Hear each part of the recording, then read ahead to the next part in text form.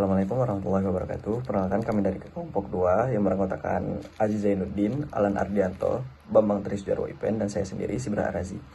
Di sini kami akan mempresentasikan hasil penelitian kami yang berjudul Penelitian Kualitatif Green Segment. Penelitian ini membahas bagaimana perilaku dan karakteristik konsumen dalam segmen ramah lingkungan yang saat ini semakin berkembang seiring meningkatnya kesadaran terhadap isu lingkungan. Untuk itu, pada kesempatan ini kami akan memaparkan hasil analisis kami terkait green segment secara mendalam. Baik, di slide ini saya akan menjelaskan green market segmentation. Sebelum masuk ke temuan, saya ingin mengingatkan sedikit kerangka berpikir kami. Segmentasi pasar itu pada dasarnya adalah cara kita membagi pasar menjadi kelompok-kelompok kecil berdasarkan perilaku dan kebutuhan. Nah, dalam konteks produk ramah lingkungan, ada beberapa model segmentasi yang biasa dipakai. Pertama, dari Roper Starch. Model ini membagi konsumen berdasarkan sikap psikografis mereka. Ada True Blues yang sangat peduli, lalu Sprouts yang peduli tapi belum konsisten perilakunya. Dan ada juga Apathetics yang sama sekali tidak peduli. Yang kedua, dari NMI yang lebih berbasis perilaku. Di sini ada Lohas yang aktif konsumsi produk hijau, ada konvensional yang lebih praktis, dan unconcerned yang tidak peduli. Lalu yang ketiga, ada juga segmentasi berdasarkan minat spesifik seperti kesehatan, hemat sumber daya, pecinta hewan, atau pencinta alam. Dari kerangka inilah, kami mencoba membaca perilaku kedua responden kami. Responden pertama, Ibnu Sena Wirasakti, salah satu mahasiswa aktif di Universitas Jenderal Ahmad Yani Cimahi. Perilaku green produk yang dia pilih tote bag dan tumbler. Terakhir beli awal April, frekuensinya tidak rutin karena tote bag bisa digunakan dalam jangka waktu yang panjang. Tempat belinya di Aeon. Motivasinya mengurangi penggunaan tas plastik, praktis digunakan saat belanja. Selanjutnya, hambatan dalam membeli green produk. Yang pertama, sering lupanya membawa tote bag dan akhirnya membeli tote bag baru.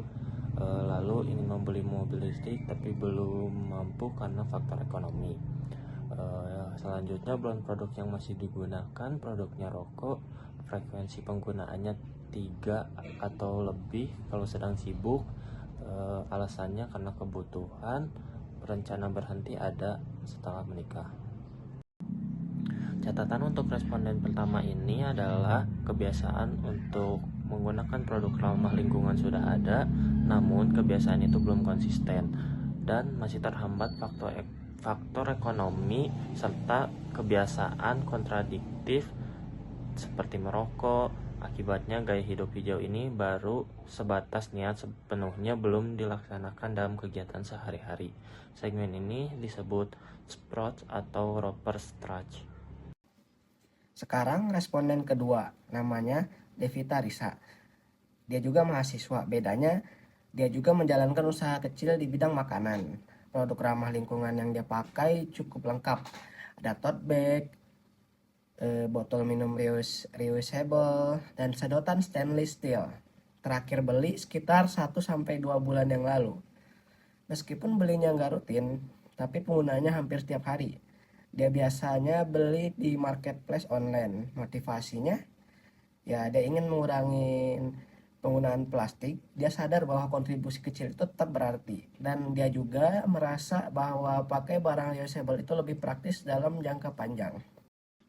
Hambatannya, Devita Risa itu sebenarnya ingin beli skincare natural, tapi dia belum membelinya karena harganya yang lumayan mahal daripada skincare yang biasanya.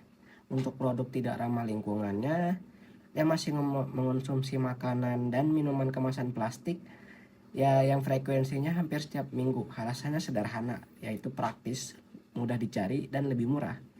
Tapi bedanya dengan responden pertama, Devita Risa punya rencana yang lebih konkret.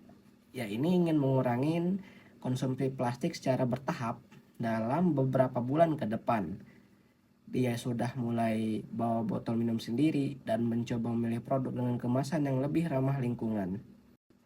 Kami menilai Devita Risa memiliki pemahaman yang baik tentang produk hijau.